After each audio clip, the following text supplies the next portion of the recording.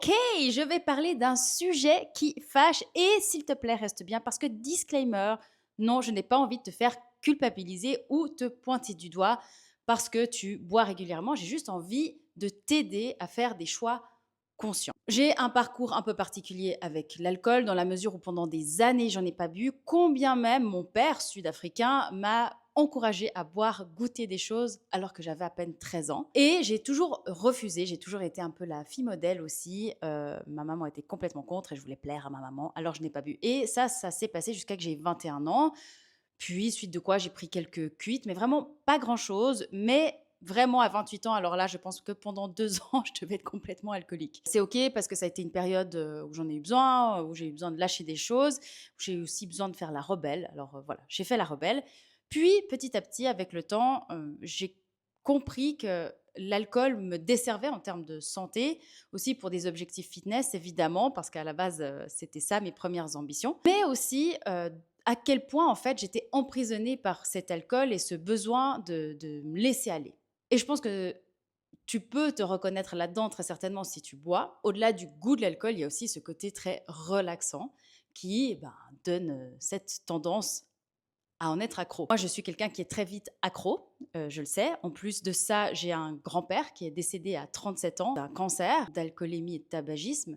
Et c'est vrai que du coup, ça me titille très très très souvent ce caractère que j'ai à la dépendance. Donc je sais que je pourrais être très très vite dépendante, comme je suis dépendante au café, ou alors comme je suis également dépendante, je pense un petit bout quand même, au sport, à ce que m'amène en fait cette sensation d'avoir fait du sport, les hormones en fait que ça dégage. C'est pour dire que des dépendances, il y en a, que j'ai pas envie de nécessairement diaboliser la dépendance de l'alcool et en même temps, j'ai aussi envie qu'on arrête de se mentir et j'ai surtout envie qu'on fasse des choix conscients et aussi de donner des astuces aux personnes qui auraient envie tout d'un coup de se dire j'ai envie de moins boire parce que je me rends compte que je me sens pas forcément très bien le lendemain, que je dors pas très bien, en fait j'en suis addict et que je sais pas comment je vais pouvoir remplacer ça, etc. Et en fait donner des astuces aussi pour pouvoir gérer ça en société parce que j'ai la sensation que le plus dur, c'est pas vraiment de ne pas boire, mais c'est de ne pas boire en société. Voilà, on va aller. Je vais vous donner des astuces aussi pour gérer ça en société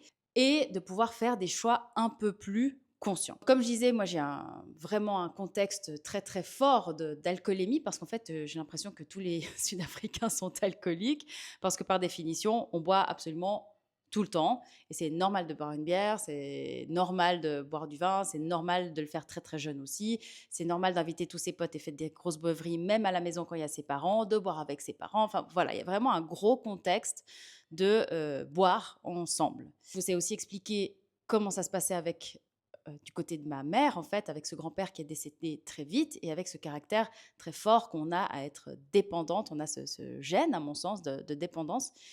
Et c'est vrai que ça amène beaucoup de questions pour moi et de remise en question et je choisis un petit peu mes dépendances. À tel point que j'ai plus bu, là, ces derniers temps, pendant 7 mois et demi. Et tu vois, ce qui est marrant, c'est que je me rappelle de mon dernier verre. Et c'est pas comme si je me rappelle la dernière fois que j'ai mangé du chocolat, la dernière fois que j'ai mangé une glace. Enfin voilà, c'est bien sûr que je m'en rappelle si ça fait il y a pas très longtemps, mais en fait, si je l'ai pas fait pendant quelques mois, je m'en fiche. Je m'en fiche réellement. Alors que le verre de vin, je le sais. Et ça dit à quel point symboliquement, en fait, ce verre de vin, il est ancré et il a une valeur sociétale. Et en fait, c'était le 31 décembre. Là, ça fait 7 mois et des brouettes que je te parle. Et je n'ai pas bu. Je crois que j'ai bu ou j'ai goûté un cocktail une fois, peut-être, et encore. Mais tu vois à quel point ça se marque en fait dans mon esprit. Et c'est pas que j'ai envie d'arrêter pendant une année nécessairement, même si j'ai eu un petit côté égo qui a fait surface et je me suis dit, vas-y, pendant une année, je bois pas. Mais en fait, l'idée, c'est non plus pas de faire un concours ou de travailler avec mon ego, mais c'était aussi juste de tester comment est-ce que je me sentais sans boire. Et je me sens vraiment très bien. Disclaimer, oui, ça change vraiment la vie. Il y a aussi un côté que je dois avouer dans l'alcool que j'aime pas, c'est la perte de contrôle totale. Donc j'aime bien ce côté laisser aller, mais la perte de contrôle aussi totale ne me plaît pas. Ça, c'est aussi quelque chose à travailler parce que si j'ai besoin d'être autant dans le contrôle, c'est que j'ai aussi d'autres questions à me poser. Mais enfin voilà, j'ai envie d'être honnête avec moi-même et d'être honnête avec vous. Et en fait, ça m'a permis de faire une grande étude sociale ces 7 mois et quelques sans alcool. Ça m'a permis de me rendre compte que, en fait, ton environnement joue un énorme rôle dans ton arrêt de l'alcool. Si mon dernier verre, par hasard, et pourtant je ne buvais pas beaucoup cette période-là non plus, fin de l'année passée, Si mon dernier verre, il était le 31 décembre, c'est parce que, bah, voilà, c'était le 31 décembre et donc le contexte veut que, bah, on boit. En plus, j'étais avec ma famille, on fait Noël, Nouvel An, on boit. Et c'était très difficile pour moi d'arrêter. Puis quelques semaines plus tard, j'arrive à Bali et à Bali, on fait un week-end d'entrepreneurs et je me rends compte qu'en fait, il y a pas d'alcool. Il y a pas d'alcool. Alors oui, bien sûr, on a travaillé, mais le soir, on a passé du temps ensemble, on a mangé ensemble. On s'est vraiment réunis pour passer aussi un bon moment, en plus d'un moment de travail.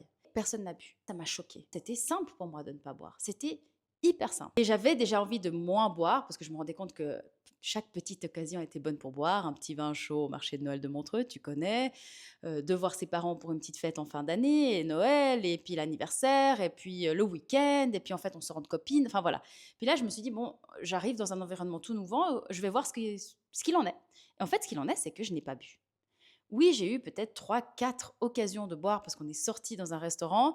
Il faut savoir, oui, qu'on n'a pas fait la fête. Peut-être que si on avait fait la fête, ça aurait été différent. Mais en fait, même ces fois-là, dans les restaurants, très peu de personnes ont pris de l'alcool. Ou alors, quand ces personnes ont pris de l'alcool, c'était pas 5 cocktails, quoi. C'était un verre, ou deux, ou un verre de vin. Et en fait, oui, ça a rendu l'affaire beaucoup, beaucoup plus facile. Combien même, ça fait 2 mois que je suis de retour de Bali. Et je me rends compte que oui, ça a été plus difficile, entre guillemets, de ne pas boire, mais c'est surtout la pression qui a été difficile. C'est pas tant de pas boire, mais en fait, je me retrouve au Montreux Jazz Festival, je croise des personnes, tout le monde est alcoolisé, sauf moi, parce que je me suis dit, pourquoi est-ce que je ne testerais pas un Montreux Jazz sans alcool, voir ce qui se passe.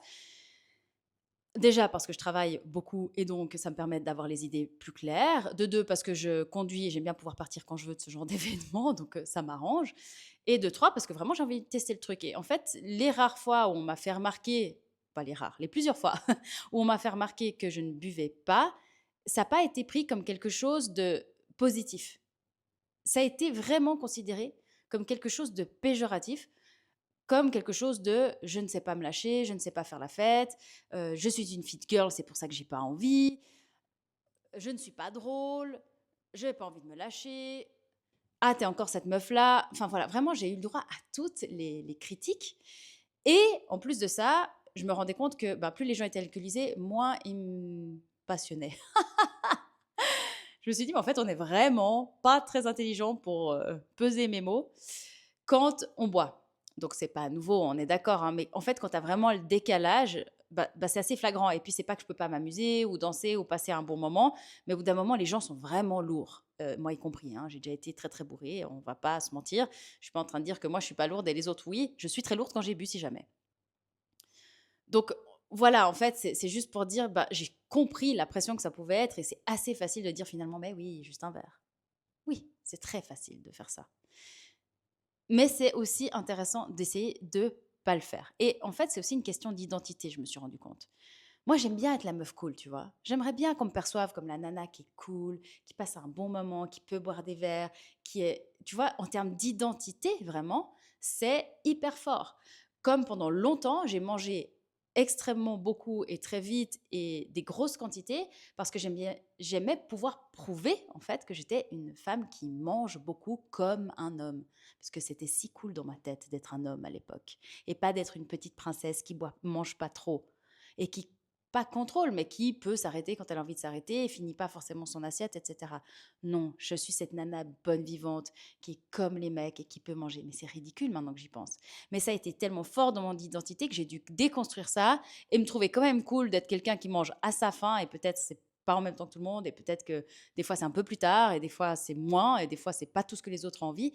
Mais ça a été compliqué. J'étais même appelée la poubelle, c'est dire ou l'aspirateur parce que je finissais les plats des autres. Elle me disait, ah, mais de toute façon, laisse, Fini finira. Fanny finira. Fanny finira.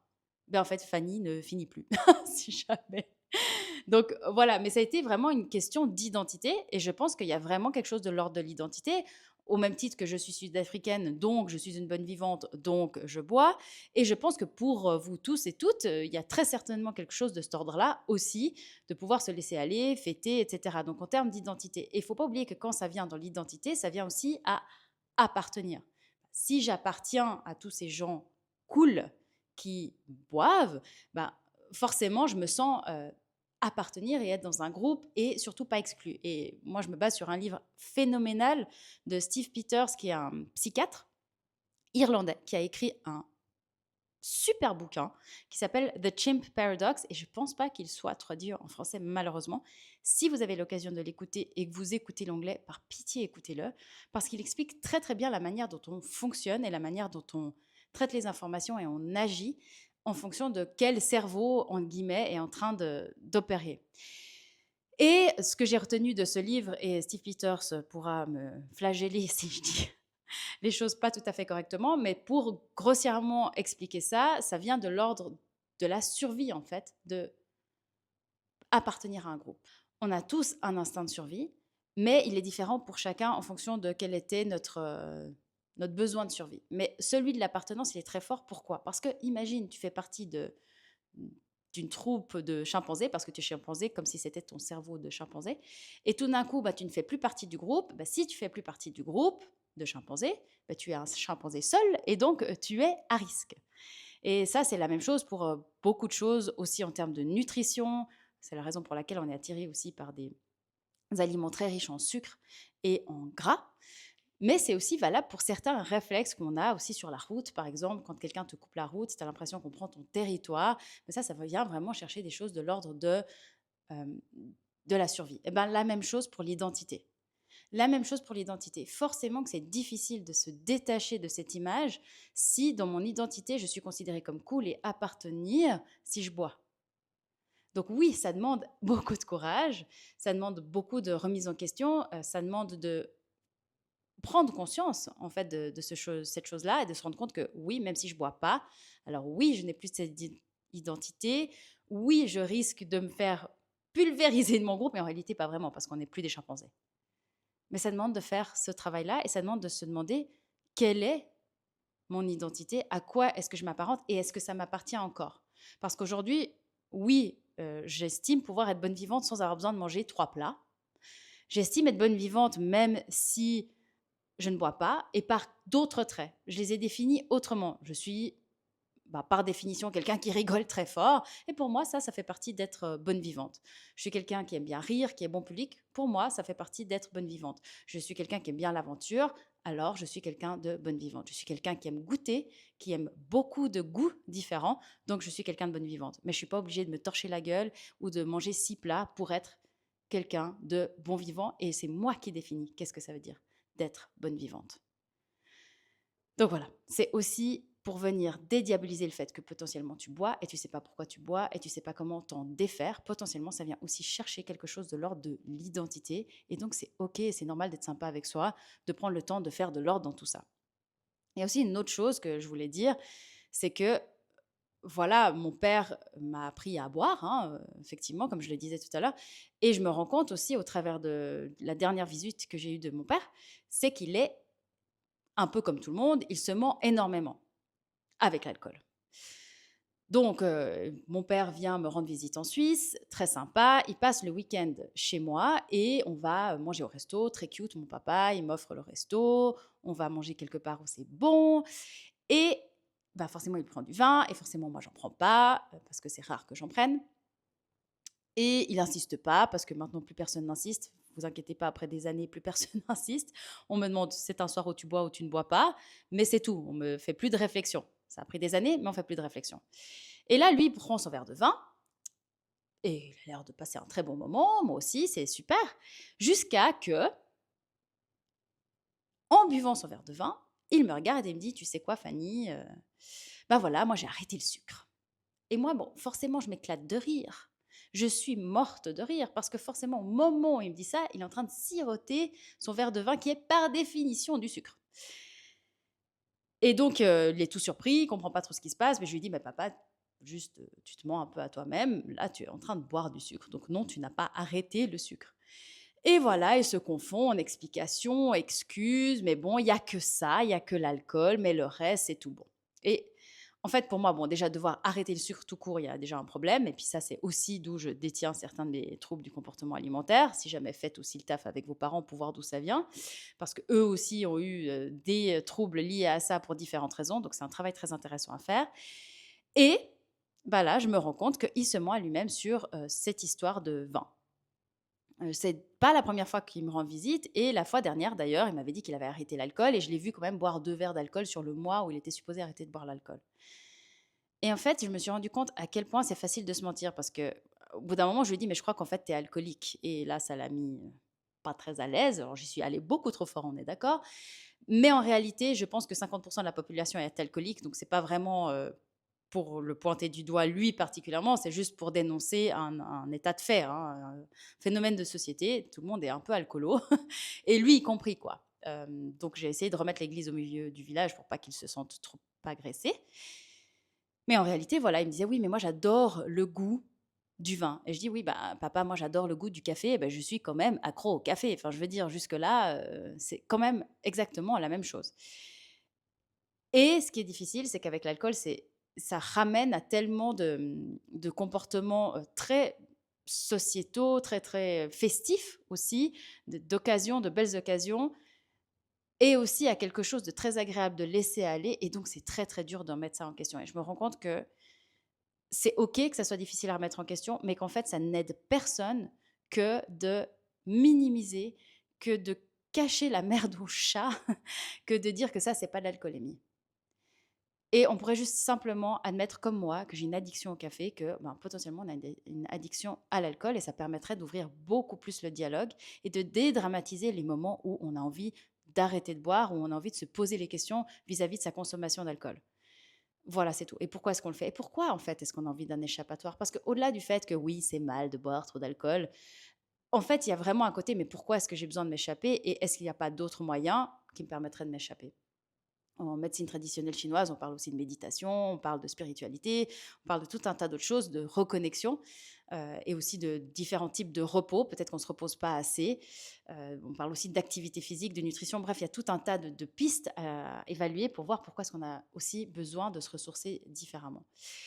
Donc, il y a déjà cet aspect-là que je trouve intéressant et aussi l'aspect réel sur la santé. Parce que, au-delà du fait que moi, je voulais aussi contrer et d'éviter un maximum d'addictions, bah, il y avait aussi le côté santé pour moi qui était très important. Je suis accro à, à la santé et pas seulement sur un plan nutritionnel et physique, mais aussi sur le plan d'épanouissement personnel. Bah, c'est aussi pour ça que je fais des suivis pour reprendre confiance en soi émotionnellement et physiquement. Et je me rends compte qu'en fait, l'alcool sur la santé n'est pas terrible. Et oui, on peut reprendre des études qui disent qu'un verre par jour, c'est pas si mal que ça. Mais reprenez des études un peu plus récentes, un petit peu plus larges. Je vous invite à écouter un podcast qui est absolument fabuleux, mené par des chercheurs qui font des très, très grandes études aussi sur des femmes et aussi sur des femmes avec leurs différentes phases hormonales, que ça soit réglées ou alors en préménopause, périménopause, pardon, ou en ménopause. Et ça, c'est très intéressant parce que ça nous en dit aussi beaucoup à nous les femmes, parce que souvent les études sont faites sur les hommes, ou c'était le cas jusqu'à il n'y a pas très longtemps, pour des questions de coût, mais combien même, c'est intéressant pour nous de le savoir. Et les études restent toujours unanimes, plus le temps passe. Non, l'alcool, c'est pas terrible. Non, l'alcool, ça prend du temps à être éliminé par le foie et voilà, c'est pas terrible. En fait, on peut se cacher derrière un oui, on a dit qu'un verre par jour c'était pas mal et mon grand-papa est mort seulement à 105 ans parce qu'il buvait un verre d'alcool tous les jours. OK, mais mon grand-père est mort à 37 ans quoi. Enfin voilà. Et puis parce qu'il buvait trop. Donc oui, on peut faire c'est comme moi, j'adore le soleil, je sais que j'ai beaucoup de risques de vieillir ma peau. C'est pas parce que je l'ignore que ça va pas se passer, ça va quand même potentiellement se passer, j'ai plus de risques de faire un cancer de la peau. Donc c'est juste aussi de faire des choix conscients et c'est je reviens à ne pas se mentir et je reviens à oui, être consciente de ce genre de choses-là plutôt que de se cacher et de juste remettre en question le pourquoi est-ce que je suis en train de faire ça. Et pour mes petits tips, pour les personnes qui auraient envie de peut-être moins boire, mais qui n'ont pas le willpower, la facilité de pouvoir ben, justement ne pas appartenir au groupe et puis d'avoir ce truc de mais je ne sais pas comment faire pour ne pas boire. En fait, moi, j'ai des petites astuces qui sont, des gens diraient des astuces de lâche, mais je m'en fiche, pour réussir à baisser sa consommation d'alcool ou alors simplement la régler et se poser les bonnes questions. Par exemple, au début, moi, ce que je faisais, quand j'avais pas envie d'avoir la discussion, je sais pas, quand j'allais chez, les parents d'un de mes ex et puis qu'ils me proposaient un verre et puis j'ai pas envie d'être mal polie, je acceptais le verre, c'est juste que je le buvais simplement pas. Puis on me disait: «Ah, t'es pas une grande buveuse?» «Non». Voilà. Enfin, je veux dire, puis finalement, tout le monde est bourré et puis pas toi, puis personne n'a vu que t'as pas bu ton verre. Donc en fait, t'es safe. L'autre chose aussi que je fais pour celles qui conduisent, ben, c'est que je dis que je conduis. Puis du coup, j'ai pas envie de boire. Et ça passe souvent assez bien. Et aussi, sinon, c'est que je dis que je dois me réveiller très très tôt le lendemain et puis que je gère pas très bien l'alcool le lendemain. Et puis, oui, je passe un petit peu pour la faible, mais en fait, ça me permet de moins boire et de faire des meilleurs choix pour moi et pas devoir aller dans ces explications de pourquoi est-ce que je bois pas et de pourquoi, à mon sens, ben, c'est intéressant de faire cet essai-là, ou simplement parce que ben, là, sur le moment, je n'ai pas envie et puis j'ai pas envie de devoir expliquer pourquoi j'ai pas envie. Donc, vraiment, c'est des petites astuces, mais elles fonctionnent super bien et surtout, elles te permettent de te demander à chaque verre que tu prends, mais pourquoi est-ce que je suis en train de prendre ce verre? Est-ce que je le prends parce que j'ai besoin de m'échapper? Et si oui, et c'est ça que c'est bon pour toi pour le moment, bah alors fine. Est-ce que c'est parce que j'ai vraiment envie d'un deuxième verre ou non, je me laisse juste aller par la soirée et peut-être que je risque de regretter demain. Enfin voilà, c'est juste vraiment de faire des choix conscients sur ce qu'on est en train de boire et ce qu'on a envie de ressentir et sur le moment et sur le jour d'après et potentiellement sur les mois et les années d'après. Donc voilà, j'aimerais juste permettre aux personnes de prendre du recul, de pas juste se laisser happer et être victime en fait de cette pression sociale et de se poser les bonnes questions. Donc c'est en aucun cas quelque chose que je veux de culpabilisant, je pense que je l'ai dit plusieurs fois, c'est juste une opportunité pour toi d'avoir un espace, de te poser cette question et de dire ce que tu veux vraiment pour toi et potentiellement que tu as voulu te poser cette question mais que tu l'as pas fait parce que justement, il y a tellement de paramètres à prendre en considération et à comprendre pour faire ces choix que je voulais te donner l'occasion de le faire et d'avoir une voix qui te dit c'est OK, c'est OK de se poser ces questions. Donc voilà, c'est tout pour aujourd'hui. Écoutez le podcast Science and Nutrition, Zoé Science and Nutrition. Si vous avez l'occasion, lisez ce livre de Steve Peters parce que je vais vous en reparler très régulièrement parce que ça permet de faire vraiment de l'ordre dans la façon dont on agit et c'est hyper accessible, sauf que c'est en anglais. Et je vous dis à la prochaine fois.